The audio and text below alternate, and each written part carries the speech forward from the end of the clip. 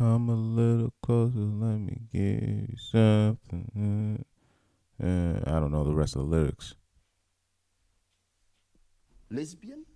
Homosexual? Who says I'm gay? Oh no, can't find my song.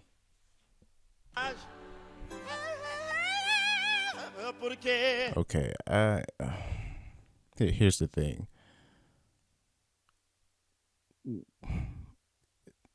USA national team, the USA, America's national football team is just we're not good enough, bro. Simple as. Canada's better than us. Whether you guys want to believe that or not, Canada is better than us. Don't believe me? We haven't produced a talent as good as Alphonso Davies ever. We haven't produced a talent as good as what I think Jonathan Davis is going to be ever. And, with Jonathan Davis, I think he was born in Brooklyn, or I think he grew up in Brooklyn too. So I don't know how we let that happen, bruh. But I just want you to watch. I need you to watch this real quick. This was another striker that America has hyped up. You know what I'm saying? I'm not saying his career is over. That's not what I'm saying. But there was this American striker, that we hyped up to be this, this next big thing. America just doesn't have that good of luck finding a decent forward to put up front for us. This kid called Ricardo Pepi. He moved to Augsburg, I think, a little bit too soon. I knew it wasn't gonna work out because I was never impressed with the guy. But let's see the excuses that they come up with for him, real quick. And has arrived in Fair use. Groningen in the Netherlands. Also on a loan deal, played 15 Bundesliga games and 0 goals for Ricardo Pepi. What do you make of this move? In the so-called Farmers League. And also, can we stop doing that stupid shit? I'm gonna do another episode on this where you guys, I'm gonna break down the logic how stupid the average football fan is with this whole Farmers League nonsense. French league is Farmers League, Bundesliga is Farmers League, and these guys, I'll break down how stupid that is, in the next episode. I might do another one today. Well, not today, but I'm gonna cover it in another thing. But anybody that knows how the Bundesliga works,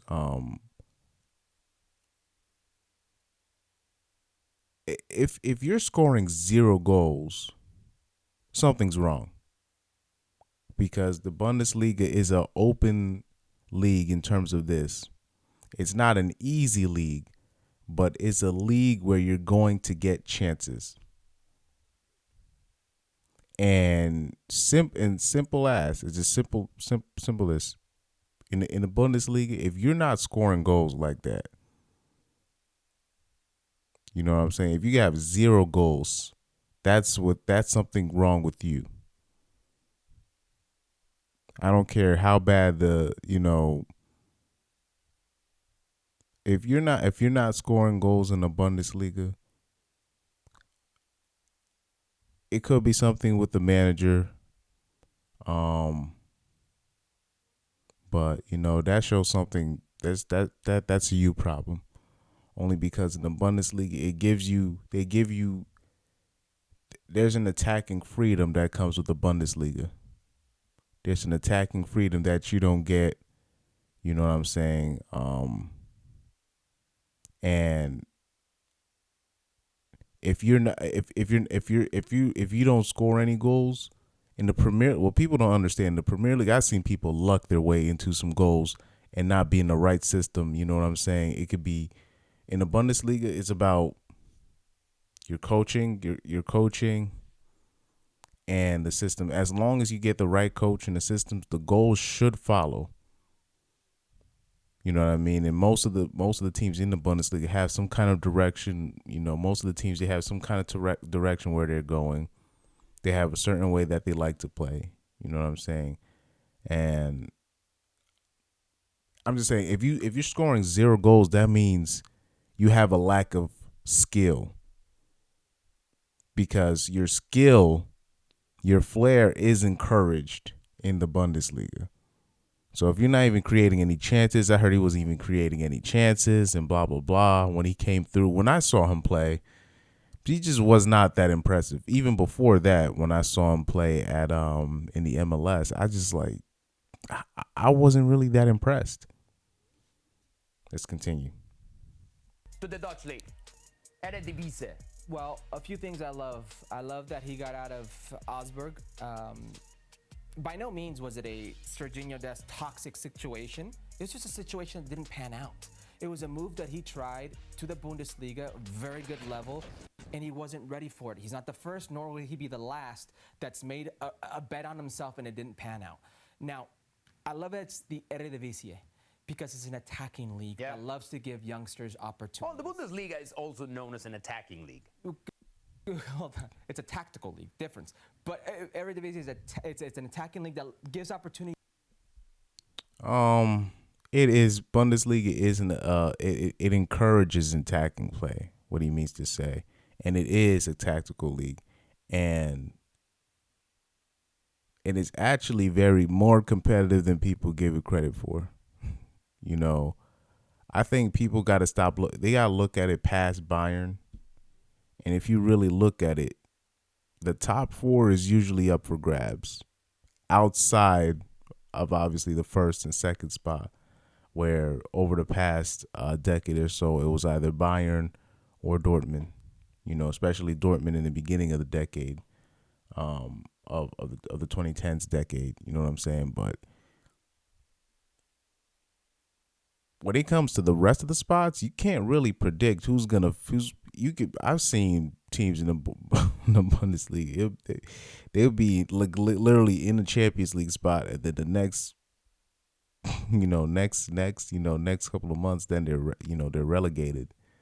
You know what I mean? It's actually a very unpredictable league if people pay attention. And by the way, just to let you know, I'm not you know what I'm saying? I'm just saying, because I keep intact with all of the leagues, all of them, when I can. I try to stay balanced because I don't like being blindsided by, oh man, I didn't see this player. I always like it when I'm in a position where I can see a certain player coming up. You know what I mean? Like, I like being able to say, okay, I understand what's wrong with Kai Havertz, why he's struggling with Chelsea. And it's because he's playing out of position. You know what I'm saying? But you'll be surprised when people even miss that. You know what I'm saying? When, trying to make a critique. To young players. The one thing that I most loved about about Ricardo Pepi as a forward at this young age was mentally how confident he was, how sure of himself he was on the field. That's my. So was Juan Agudelo. Do you guys remember that name? Do you guys remember who that is, Juan Agudelo? He was very confident as well, man. Anyway, I just want to give you a little snippet of that. I don't think I'm gonna finish this all the way through, but let's see. Smile that we just saw on that video right there, that video of him meeting his teammates. It's a smile that we've not seen from him in quite some time. Now, right now, he's on the outside looking in the World Cup picture, because you have Jordan Pifak, you have Josh Sargent, you have guys like Brandon Vasquez who aren't even part of the pool. You've got all these players who are scoring goals. Jesus Ferreira, at that 9 position, just in that 9 position alone. So he needed to do something. He's betting on himself here. You bet on yourself at Augsburg. It didn't go your way. You don't stop trying. You do everything in your power to get to that World Cup, because I firmly believe right now he's on the outside looking in. So this is a good move for him. So here's why I believe this move makes absolute sense. I will give you the solution to where I believe America can win a World Cup. I actually think they can, just not this year, not next World Cup when we host it. I believe in the year 2030, if they follow these specific steps, which they're not going to do it, but I'm gonna lay it down in a second. I'm gonna try to finish this video a little bit. You have to see the big picture in terms of his career, right? Because there's one way to see it, and it is, what are his chances to make the World Cup roster? It's one thing, and you would say, yes, this might help. But in terms of his entire career, he had to leave Augsburg because, as you said it, when he was playing for FC Dallas and the U.S. men's national team, he just wouldn't miss. He scored, he scored, he scored. Once he moved to Augsburg, he couldn't score that. He couldn't score at all. So as a striker, as a number 9. Well, here's the thing with these guys. You got to, just because they're scoring, I know it sounds crazy what I'm saying, but I just because they're scoring, doesn't mean they're ready for like I said, some people are just not ready, and some people are just not that good. And Pepe is one of those guys. I saw it also in Juan Agudelo. I'm like, oh, he's cool, but when he was on that hot streak around 2011, 2012, I'm like, that's really as good as it's going to get, for the guy. And, when you point it out, people think you're hating, but because, I can just, another example, there's this English player, Tom Cleverley. This guy had to be one of the most overrated, overachieving player I've ever seen. Like, he really has zero skill, worked pretty hard, worked pretty hard under Alex Ferguson. But I felt that at the time, Pogba should have had a chance, when he was called up to play for the first team in 2011, 2012 for Manchester United. I would check in from time to time. He would just never get the chance. And I would see Tom Cleverley play, and I would just be like, what do they see in him? But Manchester United was winning. You know what I'm saying? He's getting a call up to the England squad. You know what I'm saying? Some people, they can really ride off momentum like a motherfucker. And Pepe's one of those guys. I could be wrong, but Pepe's one of those guys. And he's not the only one. He's not the only one. You had, Wondolowski, guys like that. Who else? It was another big striker, big black dude. I forgot what his name is. I think his name was like Brad Johnson or some Chad Johnson, Eddie Johnson or something. I think. Let me search that up real quick.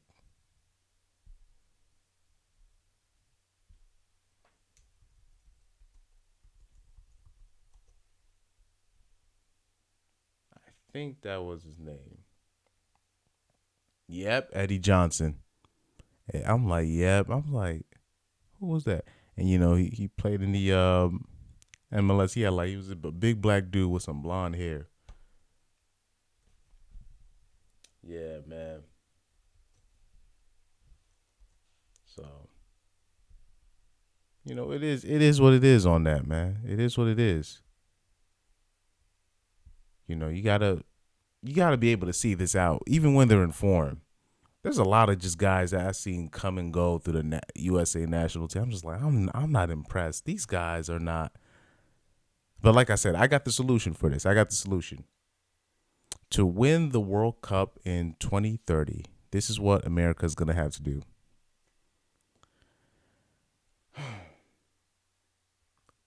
You're going to have to eliminate pay for play. You're just going to have to eliminate it. You're going to have to find a way. And now,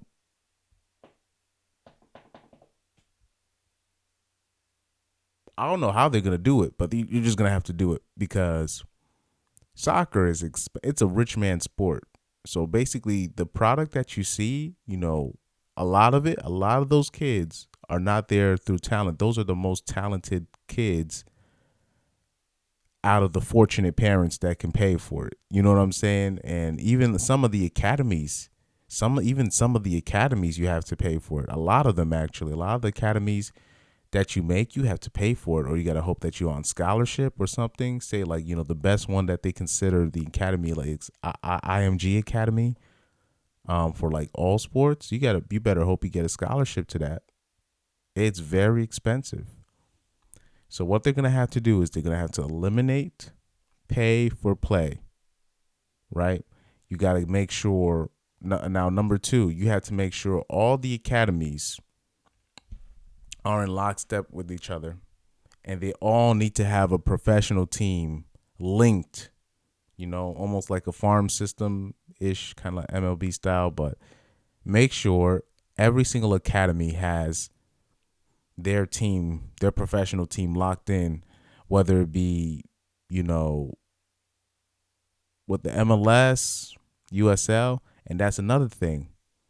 We're going to have to combine all these professional leagues together so we can have, tier 1, tier 2, the top, tier 3, and it's got to be that way, European style. There has to be relegation, promotion, and each team's going to have their academies set up. And like I said, you make the academy, as long as you make the academy, everything's paid for you.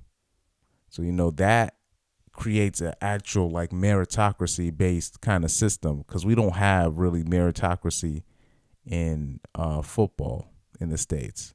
So we got to make sure. So I guess that'll be number 2. Then number 3, get the promotion relegation system, because our top professional league in America, there's no promotion or relegation.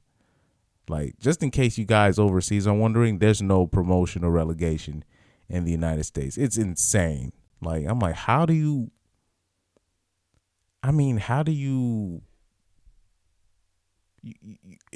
without promotion or relegation, there's no incentive, no real incentive.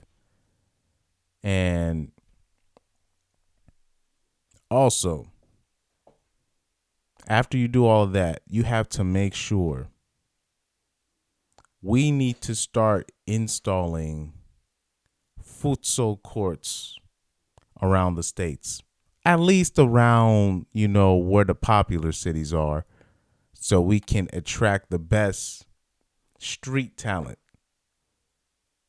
Because that's where the imagination, that's where the creation comes, that's where the creativity comes, that's where the street smarts come in. You know what I'm saying? And the type of players that we attract is not, because what ends up happening is we have kids or people from other countries that didn't make it in their academies. They come to America. They come to America, and they end up killing the game. You know what I'm saying? Because it's like it's so much easier because we're so far behind. But I'm telling you, we have the talent. They're just on. That's another thing. And then another thing, we have to promote it where we can't have all these dudes playing basketball, and because they don't work out, because basketball is a big man's game, they don't get a certain height growth. Their growth gets stunted, and they end up being depressed, and then they're like, I can't play basketball, I can't do nothing. No, we have to promote it. We can't have it just promoted in the suburbs. It has to be promoted in the cities too. It's gotta be. We gotta promote it. Futsal. Like I said, futsal courts have to be installed everywhere. It has to be installed everywhere. We can't just have a basketball court everywhere. We can't have that. We can't have that. We need to have it where. We need to promote it where we have like not just foundations and little charities. So we just gotta have it. We just gotta have those things installed, and just see what the fuck happens. See what we can attract. See what we can do with the commercials. You know what I'm saying? And and just have it where we don't have it where it's just basketball, football. I'm telling you, we have the talent. We have the talent. I'm gonna show you. I'm gonna give you proof. I'm going to give you guys proof. We have the talent. They just playing the wrong. These guys, they just don't want to play soccer because, or sorry, we call it soccer in the States, but they don't want to play football because, the money that they can make with basketball, and really, you know what it's really about. Basketball players, they're the only ones who's really getting the girls. And if only basketball, football, you don't play basketball, football is going to be a tough time for you getting the hoes. That's really what it is. If you're asking my honest opinion about it, that's really what it's all about. So we gotta really get past that here. But I'm gonna show we have the talent. They just don't know that they're. I done seen these dudes. Hold on for a second. I'm gonna show you something, man. I'm gonna show you something very powerful, very powerful. People think we just there's not people with like without foot skills here. I'm gonna show you. I'm gonna show you, man. I'm gonna show you something. Hopefully it's still there. There was this dance that we used to do in middle school. It used to be called the Get Light dance, and what we would do was these shoe tricks, where we would take off our shoes, and basically we were basic dudes. I'm talking about dudes in the street. They were juggling with them. They're basically juggling the shoes. They don't even realize it. But these were basketball players. These were football players. I'm telling you, we have the talent. It's just not everything's about we put the athletes. We make our own sports, and we don't realize like we're supposed to be promoting sports like boxing, tennis, you know what I'm saying? Track and field, soccer. Those are the most popular sports in the world. But we create our own kind of thing, and we kind of live in our own bubble and think that Tom Brady's the GOAT and all this nonsense. I want you to see something. I need you to see something real quick.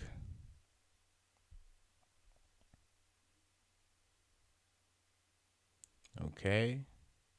Let's go back to main screen.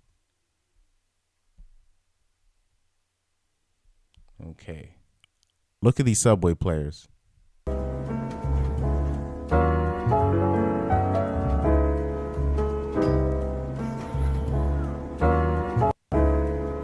See that? Look what they're doing with a hat. Look what they could do with a hat. Look at the backflips. Look at the control. I bet you that didn't even take that many takes to do that. Look how powerful the talent is. But I bet you when they grew up, they was just playing basketball and probably doing nonsense growing up. Doing just straight nonsense, man. I'm telling you, we had this dance in the street. They called it getting light, whatever. And these people, they used to do these shoe tricks, man. I'm telling you, we have the talent. They're just playing the wrong sport. And I think if we could kind of cater around that and stop catering around basketball, and we can get over this, do it for the bitches thing, you know what I'm saying? We can get over that. I think we could actually win the World Cup in 2030 because they have the wrong players playing out there. These are not our most talented players. And also, the last thing, I think that would they have to change the recruiting process in college in terms of soccer and eliminate the whole draft system. That does not work. Because anybody that follows college soccer knows that the talent is really dispersed. The ones that you see in D1 are not the best talent. Some of the best talent that you'll see in American college soccer will be in D2. Junior college, you'll see some of the best. I've seen some of the best college players I've ever seen in D2 and in junior college. I swear to God. Some of the best players I've ever seen has not been in D1. It's been in D2. You see some in D3. I know this kid, I forgot what his name is. He played D3, but he was like a futsal champion. But I knew he never had a shot. He never had a shot because he was too small. You know, in the recruitment process, you know what I'm saying? The D1 recruiters, they just look at you like, okay, you got to be 6 feet tall minimum to even be on the team. And it's like, that's not how this works. But you know what I'm saying? That's how backwards we are when it comes to these kind of things. And on top of that, when it comes to the draft, they don't pick the best players. Really, they just, whoever gets drafted it's such a backwards process. So eliminate that whole draft shit. Make sure we're going straight through from the academy, making sure more guys are coming through the academy so they can make their pro debuts at an earlier age. You know what I'm saying? So they can get more experience, and have it normal for guys to be traveling out of the states for more opportunities football-wise, and really giving people that education where, like, yo, with soccer, you can start making a living at 16, 15 years old. You don't even have to train in the States. You can be training in Germany already at a young age. You can be training in Spain. You can be training in England, even though I wouldn't recommend England, but I would say like Spain, Germany, Netherlands. You could be training at and start making a real living at 15, 14 even. You know what I'm saying? We if we can start educating people about that instead of just say, oh, just go to the NBA or go to the NFL. You know what I'm saying? Or if you can't do that, there's real options. There's real opportunities with football, especially if you leave the States. And once you start doing that, everything else will fall into place.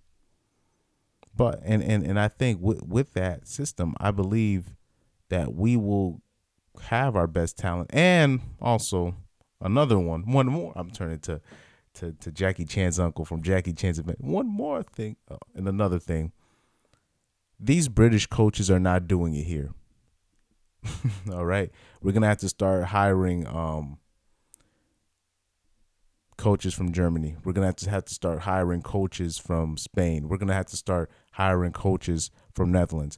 I'd recommend hiring more German and Netherlands coaches to come here and to help us out. I think that would help out tremendously. The British coaches are not doing it. They're just not doing it. It's not reaching us. The reason why I say Netherlands, Germany, Nigeria, I think would help to have some Nigerian coaches. It would help to have some Ghanaian coaches. You know what I'm saying? And, that would help. That would help. Even get some coaches from Brazil. That would help. You know what I'm saying? But that's just my couple cents on it. But they're not going to do that because there's too much money to be made doing it the bullshit way that they're doing, and, promoting talents that are really not good, like Matt Turner and Pulisic. You know what I'm saying? And just, make their little money off that. Whatever. That shit's not going to work. So, whatever.